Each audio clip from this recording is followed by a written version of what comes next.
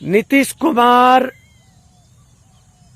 जिस मानसिक स्थिति से अब गुजर रहे हैं और जिस अवस्था से, शारीरिक अवस्था से गुजर रहे हैं, ऐसा लगता है कि बिहार के सत्ता के लिए, इतने बड़े प्रदेश के नेतृत्व के लिए वो अब कैपेबल नहीं है, वो अब एबल नहीं है।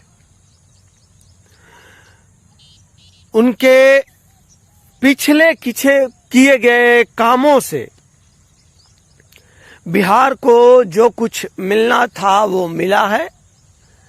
बिहार को उन्होंने सुशासन बाबू की छवि देने की भरपूर कोशिश की।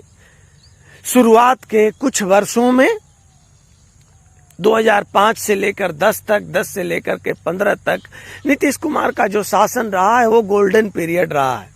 2015 के बाद उनके शासन का, उनके कार्यशैली का धीरे धीरे मंद होना और वो धार खत्म होना, सरकार में जो 2015, 2005 में, 2010 में जो धार बनी थी सरकार की और जिससे बिहार की जनता प्रभावित हुई थी, वो अब खत्म हो गई है।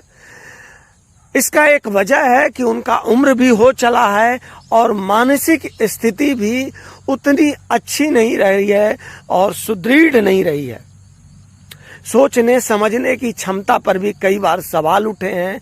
विधानसभा में उनके कमेंट को लेकर के, महिलाओं के प्रति उनके रवैये को लेकर के, सोच को लेकर के, उनके भाषण को लेकर के कई जगह आपत्तिजनक उनके जो व्यवहार हैं उनको लेकर के बिहार की जनता में ये सवाल धीरे धीरे घर कर गया है और बिहार के जनता का ये सोच भी है कि नीतीश कुमार अब इस अवस्था में नहीं है कि वो इतने बड़े राज्य का नेतृत्व कर सके।